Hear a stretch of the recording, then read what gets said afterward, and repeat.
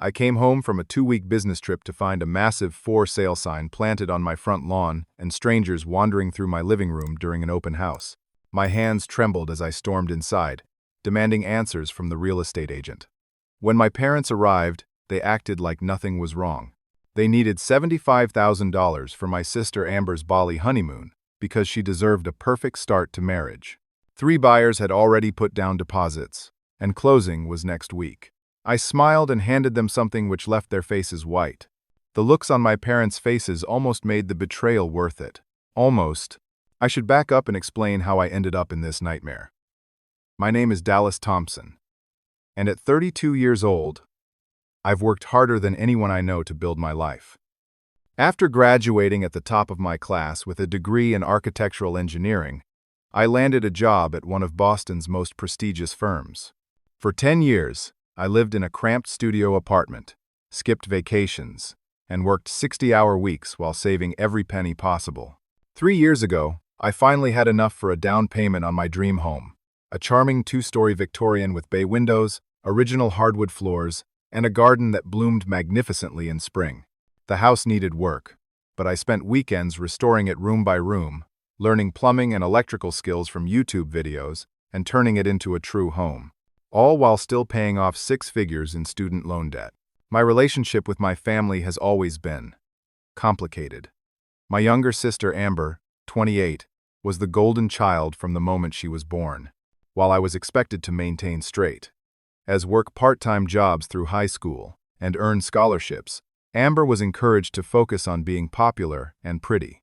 Dallas always has everything under control, my mother would say whenever I needed support. Amber needs more guidance. This pattern continued into adulthood, with my parents constantly making excuses for my sister's irresponsibility while taking my stability for granted. Despite this imbalance, I maintained a relationship with my family.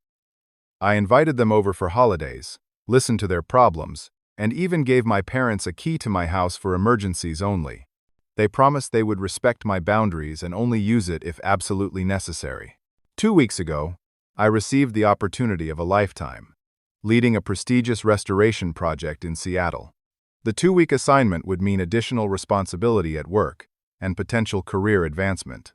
Before leaving, I gave my parents detailed instructions about collecting my mail and watering my prized orchid collection. "Don't worry about a thing," my father said, patting my shoulder. "We'll take good care of everything while you're gone." I felt proud boarding that plane to Seattle. At 32, I owned a beautiful home, had a fulfilling career, and was financially independent despite still chipping away at those student loans.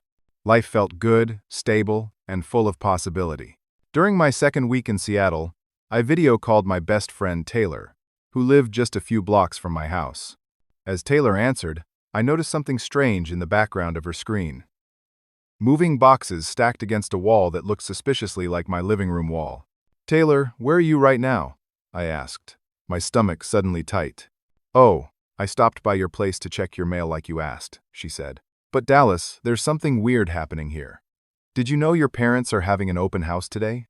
My blood ran cold. "An open house? What are you talking about?"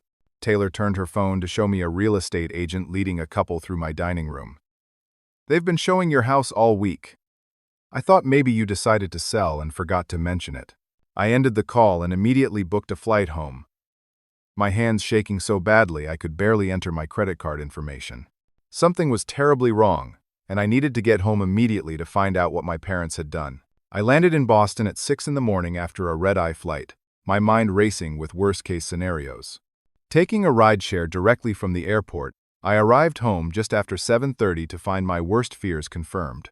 A giant Anderson Realty for sale sign stood proudly on my front lawn, complete with a multiple offers pending banner across the top. I stepped out of the car, my legs feeling like lead. A small group of people were already gathered outside my house, coffee cups in hand, waiting for what appeared to be another open house. A woman in a crisp pantsuit approached me with an outstretched hand. "Good morning. Are you here to view the Thompson property? We're just about to open for today's showing. It's been getting a lot of interest, so you're smart to come early." "I'm Dallas Thompson," I said, my voice barely audible. "This is my house." The woman's professional smile faltered. Oh, Mrs. and Mr. Thompson said you were away on business. I'm Linda Parker from Anderson Realty. I need to see the paperwork for this listing immediately, I demanded. Inside my house, nothing looked the same. My furniture had been rearranged, personal photos removed, and walls freshly painted in neutral colors I would never choose. Linda reluctantly showed me the listing agreement after I showed her my driver's license. There it was. My signature, forged with frightening accuracy, on multiple documents, authorizing the sale of my home for $550,000. This isn't my signature, I said, my hands trembling. I never agreed to sell my house. This is fraud. Linda's face paled. Your parents handled everything. They said you were relocating for work and had authorized them to manage the sale. She pulled out more paperwork. They have power of attorney documentation. Another forgery. I pulled out my phone and called my parents, trying to control my breathing. My mother answered on the second ring, sounding cheerful. Dallas, you're back early. How was Seattle? Mom, why is my house for sale? I asked directly. There was a pause, then. Oh, you're home. We were going to call you today. Why don't you come over for breakfast?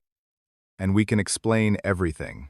30 minutes later, I sat at my parents' kitchen table, watching in disbelief as they calmly explained how they had decided to sell my house without my knowledge or consent. Amber's wedding is in 2 months, my father explained, pouring himself coffee as if we were discussing something as trivial as the weather. James's parents are contributing to the ceremony, but Amber has her heart set on a honeymoon in Bali. First class all the way, private villa on the beach, the works. Plus, they need a good start with a reliable car, my mother added. That European sports car James wants isn't cheap. I stared at them, waiting for the punchline that never came. And what does any of this have to do with selling my house? My parents exchanged a look I'd seen countless times growing up whenever they thought I was being difficult. Dallas, you've always been the responsible one, my mother said soothingly. Your sister deserves a perfect start to her marriage. We knew you'd want to help, but you're so busy with work. We didn't want to bother you with the details. The details of selling my house? I nearly shouted. It's just a house, my father said dismissively. You can buy another one. Amber only gets married once. I struggled to comprehend their logic. How much are you expecting to get from this theft? It's not theft when it's family, my mother replied, looking hurt. The house is selling for $550,000. After paying off your mortgage, there's about $300,000 equity. $75,000 for the honeymoon and car, and you'll have plenty left to find a nice condo. My head spun. I'd worked my entire adult life for that house. You can't do this. It's illegal. I'll go to the police. My father's expression hardened. Think about what that would do to this family, Dallas. Besides, it's too late. 3 buyers have already put down deposits, and the closing is set for next week. The Miller's offer was accepted 2 days ago. She deserves this, Dallas, my mother added. Don't ruin your sister's happiness because you're being selfish. As they continued justifying their actions, I noticed mail on their counter addressed to me. Reaching over, I discovered something that made my stomach drop further. A receipt for $25,000, the first buyer's deposit, already spent on non-refundable honeymoon reservations for Amber and James. They'd already spent money from selling my house. Money that wasn't theirs to spend. Money from a sale that was completely fraudulent. You've already spent the deposit money? I asked, my voice deadly quiet. Just the first installment, my father said defensively. The honeymoon package was going to sell out if we waited. In that moment, something inside me hardened. I stood up, gathered my belongings, and headed for the door. Where are you going? My mother called after me. I turned back, a strange calm settling over me. I need some time to process this. As I walked out, I heard my father mutter to my mother, "She'll come around. She always does." Not this time, not by a long shot. Back at my house, I asked Linda the realtor to cancel the day's showings, explaining that there was a serious legal issue with the listing. To her credit, she looked genuinely distressed and agreed immediately, promising to look into the situation. Once alone, I walked through my home, really seeing the extent of what my parents had done. Closets were half empty, with many of my clothes missing. My home office had been transformed into a potential nursery with my desk and computer equipment nowhere to be found. In the kitchen, my grandmother's antique china cabinet stood empty. The heirloom dishes she'd left specifically to me gone. I drove to my parents' house when I knew they'd be out and used my key to enter. In their garage, I found stacks of my belongings haphazardly piled in corners. My clothes were stuffed into garbage bags. My computer sat on a shelf, and boxes of my personal documents were open, their contents rifled through. My dishes were packed in newspaper, many chipped or cracked from careless handling. In their home office, I found a folder labeled Dallas House, containing all the documentation of their scheme, emails between my parents and various realtors dating back 3 months, notes about when I'd be in Seattle. A fake power of attorney document they'd created. Screenshots of my signature they'd practiced forging. The most disturbing discovery was a printed email chain between my parents and 3 potential buyers, detailing a bidding war they'd encouraged. My home, which I'd lovingly restored and had appraised at $420,000 last year, was being sold for $550,000 to the Millers, who'd agreed to a 10-day closing period. A document titled Dallas Transition Plan outlined how they would help me move into a small apartment they'd already selected, located in a part of town I'd never choose to live in. They planned to loan me $2,000 for the security deposit and first month's rent, charging me 5% interest until I repaid them. My phone rang, displaying my grandmother's name. I answered, my voice still shaking with rage. "Dallas? Your mother just called me, very upset. She says you're causing problems about Amber's wedding gifts." "What's happening?" I explained everything, holding nothing back. The silence on the other end grew longer as I continued. "I wish I could say I'm surprised," my grandmother finally said, her voice heavy. "They did something similar to your cousin Rachel years ago, though not quite this extreme." "Grandma, what are you talking about?" She sighed deeply. "Your college fund, Dallas. You always wondered how you ended up with so much student loan debt when we had started a college fund for you since birth. Your parents transferred most of it to Amber's account when you received your partial scholarship, claiming you didn't need it anymore." The betrayal cut even deeper. I'd worked multiple jobs throughout college while Amber attended a private university without working at all, and now I understood why. "There's more," my grandmother continued. "I never told you because I didn't want to come between you and your parents. But they've been telling family members for years that you're financially supporting them, that you give them money monthly because they helped you so much growing up." I nearly dropped the phone. "I've never given them regular money. I've helped with emergency car repairs and Dad's medical bills last year. But that's it." "I suspected as much," she replied. "Dallas, I love your parents, but what they're doing is wrong. It's always been wrong how they treat you. Versus Amber." After hanging up, I continued searching and found the final piece that broke my heart. A joint email from my parents to Amber and her fiancé James, outlining the surprise they were planning for the couple. Amber's response made it clear she knew about and encouraged selling my house without my knowledge. "Dallas won't mind once it's done," my sister had written. "She always figures things out. Besides, it's not like she has a family to support like James and I will soon. She can just work more overtime at that job she loves so much." The email was dated 3 months ago, with numerous exchanges since then discussing the sale progress. My own sister, with whom I'd shared childhood secrets and supported through every crisis, had conspired to steal my home for a luxury vacation and sports car. Just as I was about to leave, I discovered one more document that made my blood run cold. My parents had taken out a personal loan for $20,000 using my home as collateral, somehow adding their names to the deed through their forgeries. According to the paperwork, if the house sale fell through, I would be responsible for repaying this loan. The depth of their betrayal was staggering. This wasn't a momentary lapse in judgment or misguided attempt to help Amber. This was months of calculated deception, forgery, and theft. They had systematically violated every boundary and trust, seeing me not as their daughter but as a resource to be exploited for Amber's benefit. I gathered as much evidence as I could, taking photos and making copies of key documents.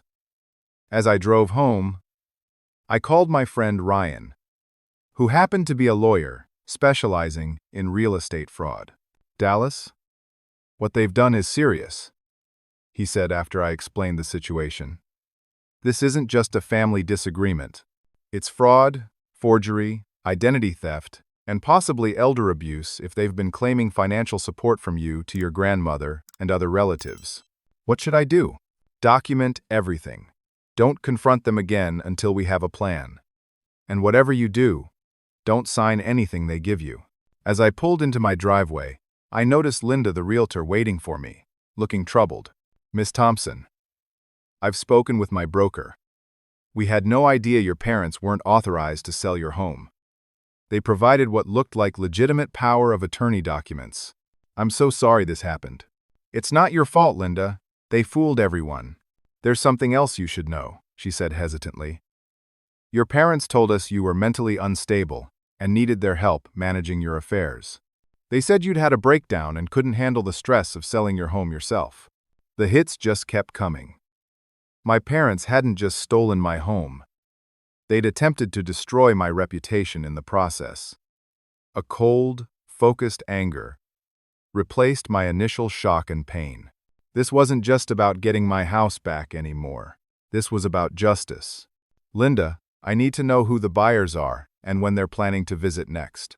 The next morning, I met with Ryan at his office to develop a strategy. He brought in his colleague Sarah, who specialized in criminal law. The good news is that the sale is completely invalid, Ryan explained.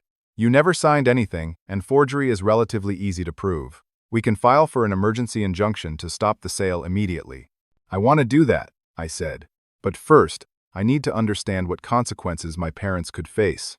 As angry as I am, I don't want to send them to prison if there are alternatives. Sarah nodded thoughtfully. Fraud, forgery, and identity theft are serious crimes, but first-time offenders, especially older ones, often receive probation rather than jail time. However, they would have a criminal record, and there would be significant financial penalties. What about Amber and James? They knew about this plan. Conspiracy charges would be possible, though harder to prove without direct evidence of their participation in the forgery. I showed them the email exchanges I'd found. Sarah's eyebrows rose as she reviewed them. This certainly establishes knowledge and approval of the scheme. Whether a prosecutor would pursue charges against them would depend on many factors, but they could potentially face legal consequences as well. For the next few hours, we outlined a comprehensive strategy. First, Ryan would prepare the legal documents to stop the sale. Sarah would draft a criminal complaint that could be filed if necessary. Meanwhile, I would gather more evidence and document the current condition of my home and possessions. After leaving their office, I called my friend Marcus, a police detective in a neighboring precinct. While he couldn't officially handle a case involving my parents, he offered valuable advice. Before you go full legal nuclear, give them one chance to make it right, he suggested.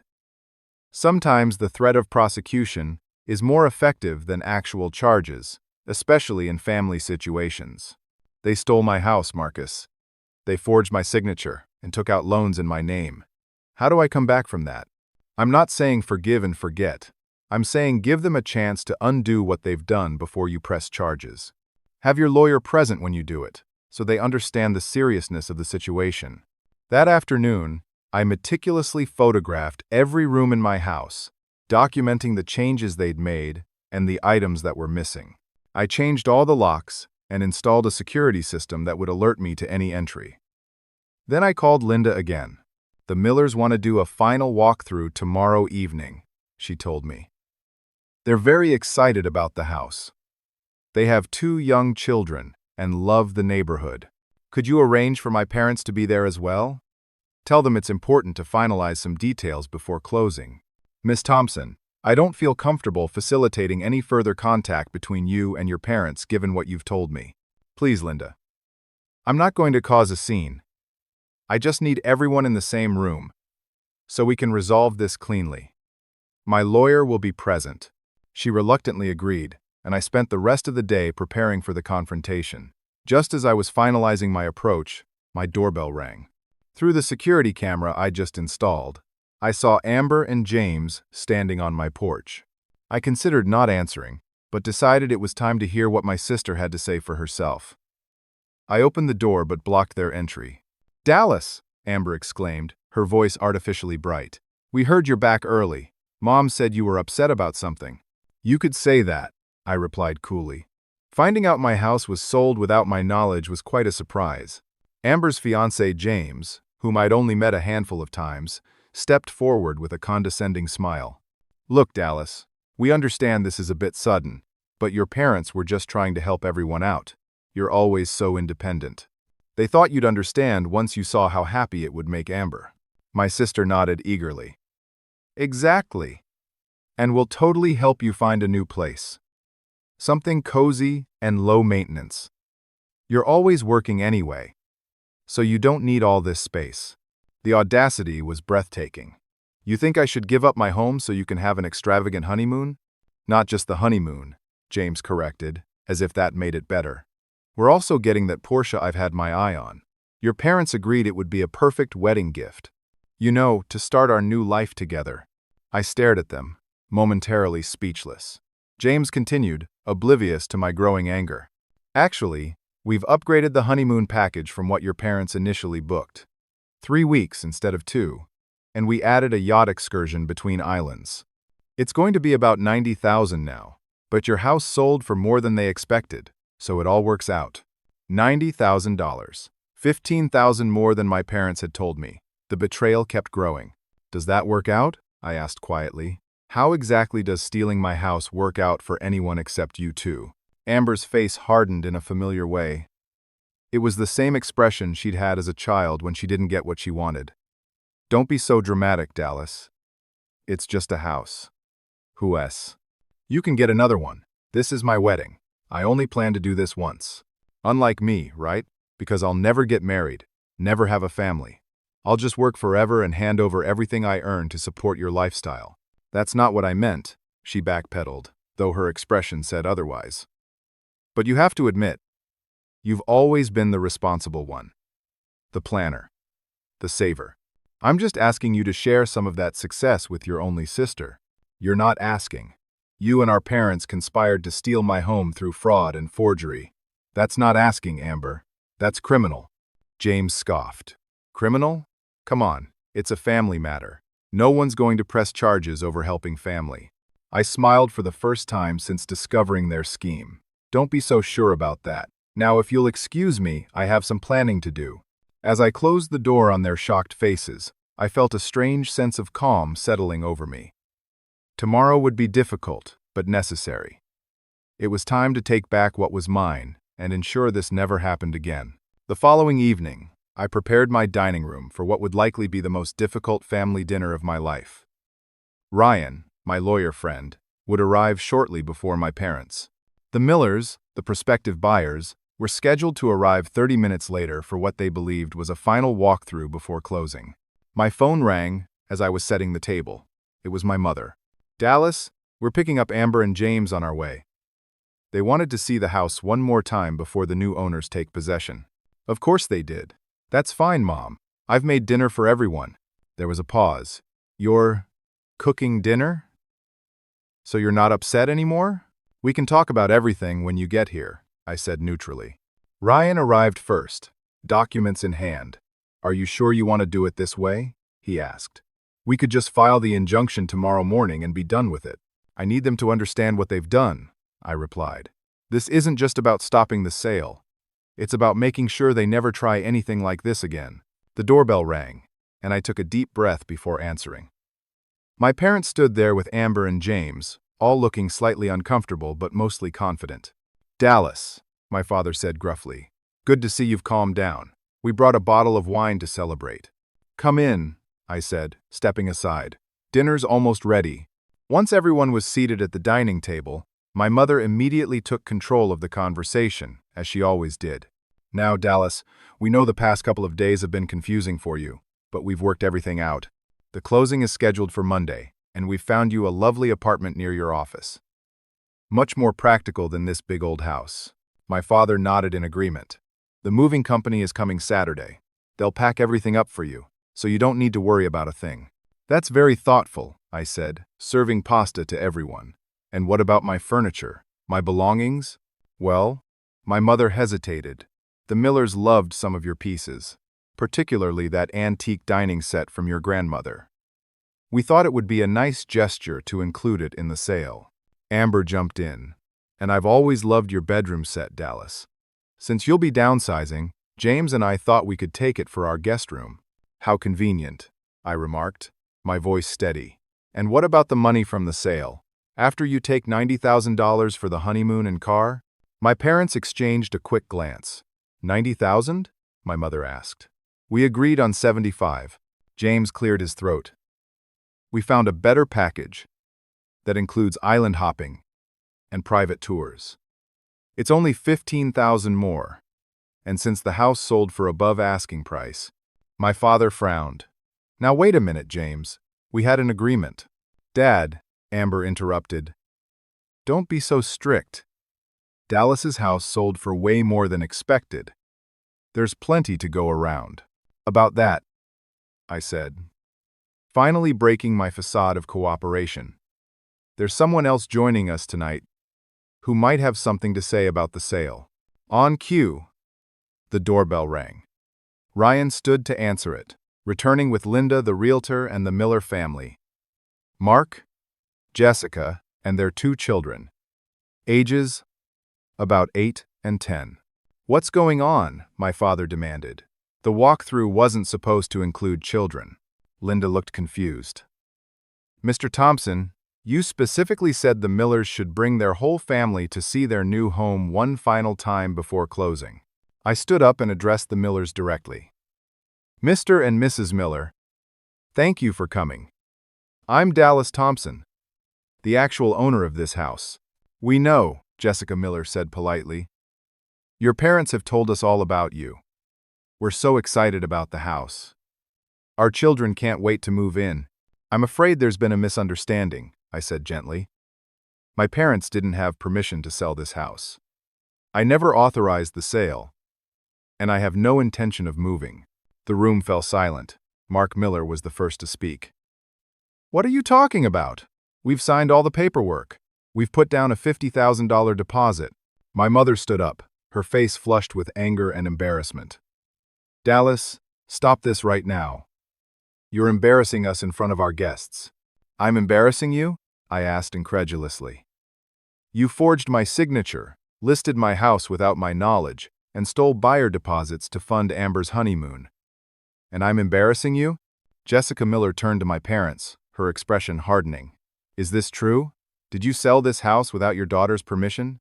My father attempted damage control. "It's a family misunderstanding. Dallas is just having cold feet about moving. Everything is perfectly legal." Ryan stepped forward, introducing himself as my attorney. "Actually, Mr. Thompson, nothing about this sale is legal. I have documentation proving that Miss Thompson's signatures were forged on all sale documents. The power of attorney you claim to have is fraudulent. This sale constitutes criminal fraud, identity theft, and forgery." The Millers looked horrified. Mark Miller's face reddened with anger. "We've already given notice on our current home. We're supposed to move in next week. I'm so sorry this happened to you," I said sincerely. "You and your family are innocent victims in this situation, just as I am." "Innocent victims?" Amber scoffed. "Dallas, you're being ridiculous. It's just a house. You're ruining everything over a building." I turned to my sister, finally allowing my anger to show. "This isn't just a building, Amber. This is my home. The home I worked 10 years to save for. The home I've spent 3 years restoring with my own hands. And you were willing to steal it from me for a vacation." "It wasn't stealing," she insisted. "Mom and Dad were going to give you money from the sale. After taking $90,000 for your honeymoon and car," I pointed out, "and leaving me homeless in the process." The Miller children had begun to cry, confused by the tension in the room. Jessica put her arms around them protectively. "Mark, I want to leave," she said quietly. "I don't want any part of this." Linda stepped in professionally. "Mr. and Mrs. Miller, I assure you that Anderson Realty had no knowledge of this situation. We will immediately refund your deposit in full, with our sincerest apologies." As the Millers prepared to leave, James suddenly spoke up. "Wait a minute. What about our honeymoon? The reservations are non-refundable." Every eye in the room turned to him in disbelief. Even Amber looked embarrassed. "James, read the room," she hissed. "We'll discuss that later." My father stood up, his face now pale. "Dallas, can we talk about this privately? As a family?" "No, Dad, we can't. You didn't want to talk when you were forging my signature or packing up my belongings. You didn't want to talk when you were telling realtors I was mentally unstable. Why start now?" "We never said you were mentally unstable," my mother protested weakly. Linda cleared her throat uncomfortably. "Actually, Mrs. Thompson, you specifically told our office that your daughter had suffered a breakdown and was unable to handle her affairs. You said that was why you needed to manage the sale for her." My parents had no response to that. The room fell silent except for the sound of the Miller children still sniffling. I walked over to the sideboard and picked up a folder. "I was going to wait until after the Millers left to show you this. But since we're all being honest now," I handed the folder to my parents. Inside was every piece of evidence I'd gathered. Copies of the forged documents, printouts of emails between them and Amber discussing the scheme, photos of my belongings packed up in their garage, and a preliminary police report my detective friend Marcus had helped me prepare. "What is this?" my father asked, though his ashen face suggested he already knew. "Evidence," I replied simply. "Everything needed to file criminal charges against both of you, and potentially against Amber and James as well, for conspiracy to commit fraud." My mother's hands shook as she flipped through the pages. "You wouldn't do that to your own family." "Wouldn't I? You didn't hesitate to steal from your own daughter." The doorbell rang again.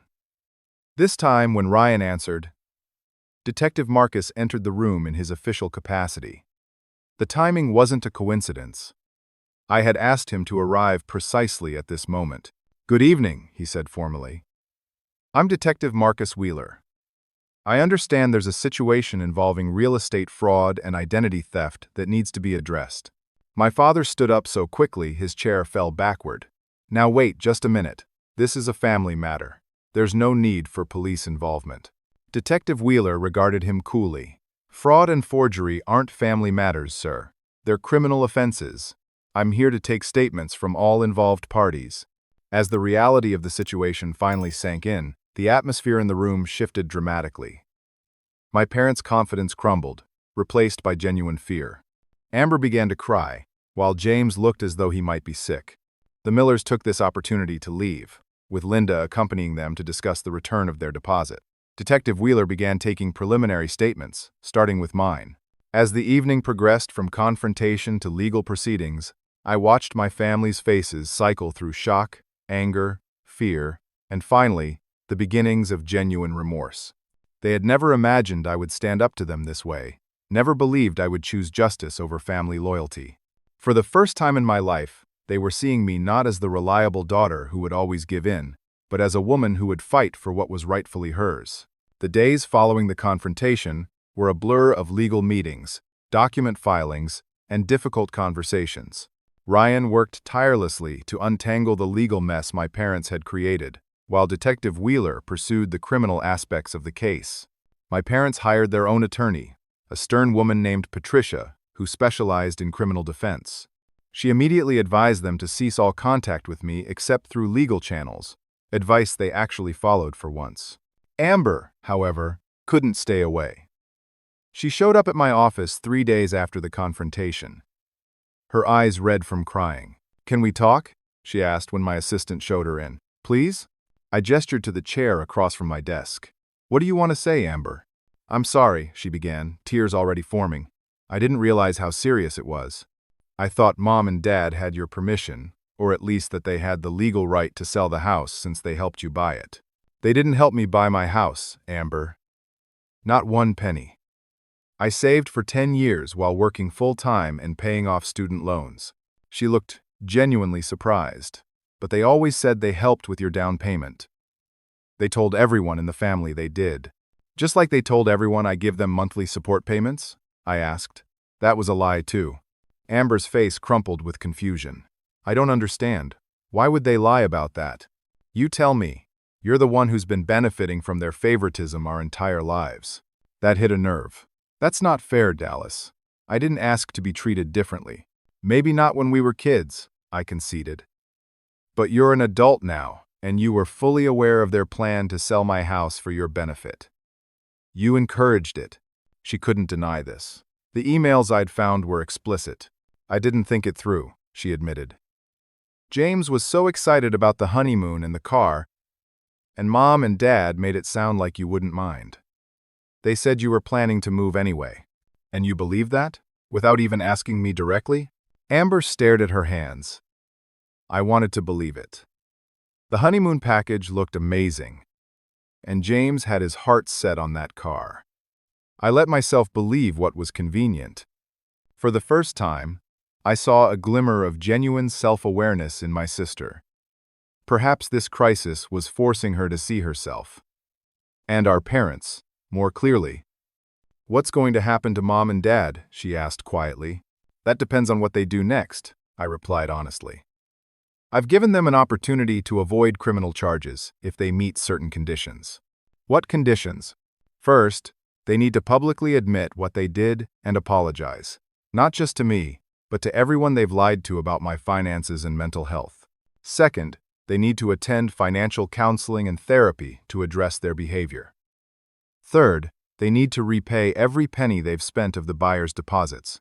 But the honeymoon package is non-refundable. Amber protested automatically, then winced at her own response. Sorry. Old habits.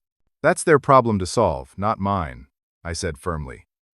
And fourth, they need to sign legal documents promising never to attempt anything like this again, with me or anyone else in the family. Amber nodded slowly. And what about me and James? Are you pressing charges against us too? I haven't decided yet, I answered truthfully. It depends partly on what you do next. She straightened in her chair, suddenly eager. I'll do anything, Dallas. I don't want a criminal record. James and I are talking about starting a family soon, and I can't have that hanging over me. Start by telling the truth. To yourself, to James, to everyone. No more pretending our parents are financially supporting me, or that I somehow owe you my home because you're getting married. I can do that, she promised, and cancel the extravagant honeymoon plans. Have a wedding and honeymoon you can actually afford. This was clearly harder for her to accept. James will be so disappointed. James needs to grow up, I said bluntly. Both of you do. If he's more concerned about a luxury vacation than the fact that you nearly faced criminal charges, you might want to reconsider marrying him. Amber left my office looking thoughtful, which was more than I'd expected. Whether her remorse was genuine or merely self-preservation remained to be seen. But it was a start. Meanwhile, the legal process continued. Linda from Anderson Realty provided a sworn statement confirming my parents had misrepresented their authority to sell my house. The forgery expert Ryan hired confirmed that the signatures on the sale documents were not mine. 3 days after our confrontation, my parents' attorney requested a meeting. Ryan and I met them at his office. My parents looked smaller somehow, their usual confidence replaced by nervous apprehension. Patricia, their attorney, spoke first. My clients would like to resolve this matter without criminal proceedings, if possible. They understand the seriousness of their actions and are prepared to make amends. We're willing to consider that, Ryan replied, provided they meet all of Dallas's conditions without reservation. My father started to protest, but Patricia silenced him with a look. We've reviewed the conditions, and my clients are prepared to meet them. However, they would like to request a payment plan for returning the deposit money, as the honeymoon package was indeed non-refundable. That's not my problem, I said firmly. They spent money that wasn't theirs, on a trip that wasn't going to happen. They need to find a way to return it immediately. We'll have to take out a loan, my father said, speaking directly to me for the first time. We don't have that kind of money available. Welcome to consequences, I replied, without sympathy. You should have thought of that before spending someone else's money. My mother began to cry softly. Dallas, please. We know we made a terrible mistake. We got carried away trying to give Amber the wedding and honeymoon of her dreams. We never meant to hurt you. You forged my signature on legal documents. You took out loans in my name. You told people I was mentally unstable. You packed up my belongings and were going to move me into an apartment I never chose. Every step of the way, you made deliberate choices to hurt me for Amber's benefit. We were wrong, my father admitted, his voice breaking. So terribly wrong. I don't know what we were thinking. It was the first genuine apology I'd ever heard from him. For a moment, I felt my resolve weaken. But then I remembered the folder of evidence, the months of planning they'd put into their scheme. Prove you're sorry by meeting my conditions, I said firmly. All of them. Then we can talk about rebuilding our relationship. In the end, they agreed to everything. My parents took out a home equity loan to repay the deposits. They wrote letters of apology to everyone they'd lied to about me. They scheduled appointments with a financial counselor and a family therapist. And they signed legally binding documents, promising never to attempt to access my finances or property again. The most difficult moment came when my mother asked tearfully, "Will you ever be able to forgive us, Dallas?" I considered the question carefully before answering. I don't know. That depends on whether this is really a turning point, or just another manipulation. Time will tell. As they left the meeting, I noticed my father reach for my mother's hand, a rare display of vulnerability from a man who prided himself on being strong and in control. Perhaps this crisis had shaken them enough to force real change. Perhaps not. Either way, I had protected myself and ensured they would never again mistake my independence for weakness. The most surprising development came a week later, when I received a text from James saying he and Amber had postponed their wedding indefinitely. "We have some things to work on individually before we commit to marriage," he wrote. "I'm sorry for my part in what happened with your house." It seemed the consequences of their actions had prompted some genuine soul-searching. Whether it would lead to lasting change remained to be seen, but it was more than I had dared to hope for. As for me, I had my house back securely in my name, with new legal protections in place to prevent any similar attempts in the future. I changed all my locks, installed a comprehensive security system, and revoked my parents' emergency access. For the first time in my adult life, I felt truly in control of my boundaries with my family. The experience had been painful, but also clarifying. I had discovered who I could really trust, and more importantly, I had discovered my own strength. No longer would I accept being taken for granted or taken advantage of. I had stood my ground, fought for what was mine, and won. As I sat in my garden on a warm evening, surveying the home I had nearly lost, I felt a strange sense of peace. The house was mine again, truly mine. But something fundamental had changed. I had changed. And somehow, against all odds, that change felt like growth. 6 months passed, bringing changes I never could have anticipated. My parents followed through on all their promises, repaying the deposit money, attending therapy, and making public apologies. Their financial counselor helped them create a budget they could actually live within, and for the first time in their adult lives, they weren't spending beyond their means. Our relationship remained strained but was slowly rebuilding on healthier terms. I agreed to monthly family dinners, but made it clear that any discussion of money or favors would end the evening immediately. To my surprise, they respected this boundary consistently. "Your father and I have been doing a lot of work in therapy," my mother told me during one such dinner. "We've realized how unfairly we've treated you compared to Amber your whole life. I don't know if we can ever make up for that, but we're trying to understand why we fell into that pattern. It helps just to hear you acknowledge it," I admitted. "For years I thought I was imagining the difference in how you treated us." "You weren't imagining anything," my father said, his voice heavy with regret. "We failed you as parents, Dallas. I hope someday you can forgive us." The most surprising changes came from Amber. After postponing her wedding, she broke up with James completely when she discovered he had been hiding significant gambling debts, likely the real reason he had been so eager to get his hands on money from my house sale. "I've been thinking a lot about how I've lived my life," she told me over coffee one afternoon. "Always expecting others to solve my problems. Never really standing on my own 2 feet. I don't want to be that person anymore." She had found a job as an administrative assistant at a local nonprofit and moved into a modest apartment she could afford on her own salary. For the first time in her life, she was completely financially independent. "It's scary," she confessed, "but also kind of exhilarating." "Is this how you felt all these years, Dallas? Like your life is truly yours?" I smiled at my sister, seeing her clearly perhaps for the first time. Exactly like that. I'm proud of you, Amber. My grandmother, who had been my steadfast supporter throughout the ordeal, made a surprising decision of her own. At 78, she decided to sell her too large house and asked if she could move in with me. I've got too many stairs and too much yard to maintain, she explained. And you've got that beautiful first-floor guest suite that's just sitting empty. We could keep each other company. The arrangement worked beautifully. Having grown up during the Depression, my grandmother shared my values of financial independence and responsibility. She contributed to household expenses despite my protests, claiming it preserved her dignity, and her presence made the house feel even more like a true home. As for me, the entire experience changed how I viewed my career and my purpose. I had always loved architectural engineering, but now I felt drawn to use my skills to help others in more direct ways. I started a small side business offering affordable consultations to first-time homebuyers, helping them identify potential problems before purchase and prioritize renovations afterward. I also established a scholarship fund at my alma mater specifically for students from difficult family backgrounds who were pursuing careers in architecture or engineering. The application included an essay about overcoming family challenges while pursuing education, and reading the submissions reminded me that my experience, while painful, was far from unique.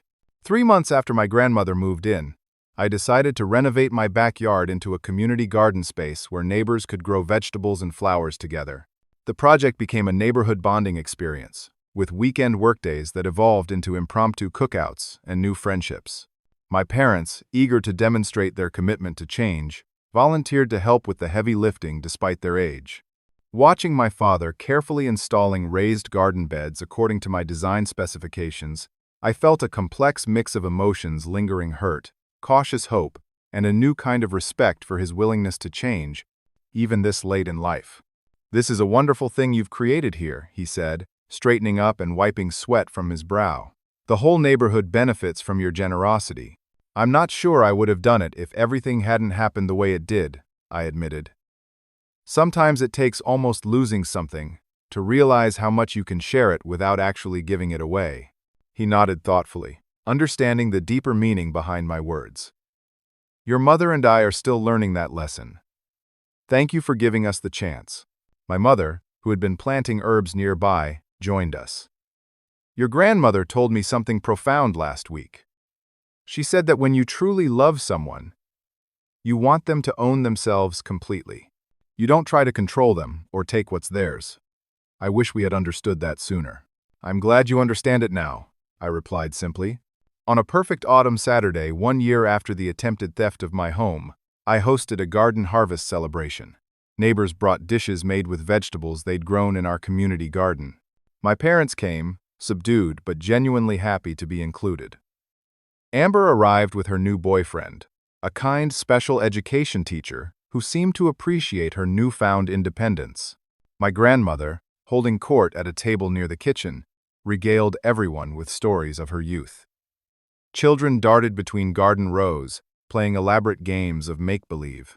The house and garden hummed with laughter and conversation. As sunset painted the sky in brilliant orange and pink, I stood on my back porch, surveying the scene with a full heart. This home, which I had fought so hard to keep, had become so much more than just my private sanctuary. It had become a place of healing, growth, and community, not because I had surrendered my boundaries, but precisely because I had defended them. The painful experience with my family had taught me that true generosity comes from strength, not weakness. It comes from owning yourself and your possessions so completely that you can share them freely, without fear of being exploited or controlled. By standing firm against my family's attempt to take what was mine, I had paradoxically become more able to share what I had on my terms, from a place of security rather than obligation. As the party wound down and guests began to leave, my grandmother joined me on the porch, slipping her hand into mine. "You know what I'm most proud of?" she asked. "Not just that you stood up for yourself, though I am proud of that. I'm proud of how you've grown through this whole experience. You didn't let it make you bitter or closed off. You've become more yourself, not less." I squeezed her hand gratefully. "I couldn't have done it without your support." "Yes, you could have," she contradicted firmly. "That's what I want you to remember, Dallas. You're stronger than you know. You always have been. As the last rays of sunlight faded and stars began to appear, I reflected on the journey of the past year. From the shock of betrayal to the triumph of reclaiming what was mine, and finally to this moment of peaceful celebration, each step had shaped me in unexpected ways. The house stood solid behind me, its lights warm and welcoming against the gathering darkness. My house. My home. My choice. Not just a building, but a physical manifestation of my independence and self-worth. Worth fighting for. Worth sharing. Worth filling with life and love and community. Some lessons come at a painful price, but their value endures long after the pain has faded. In protecting what was mine, I had discovered something far more precious than property. I had discovered my own unshakable strength and the true meaning of home. Have you ever had to stand up to family members who crossed your boundaries? How did you handle it? And what did you learn from the experience? I'd love to hear your thoughts in the comments below. If this story resonated with you, please like, subscribe, and share it with someone who might need to hear this message. Thank you for listening. And remember, protecting your boundaries isn't selfish. It's the foundation of healthy relationships and genuine generosity.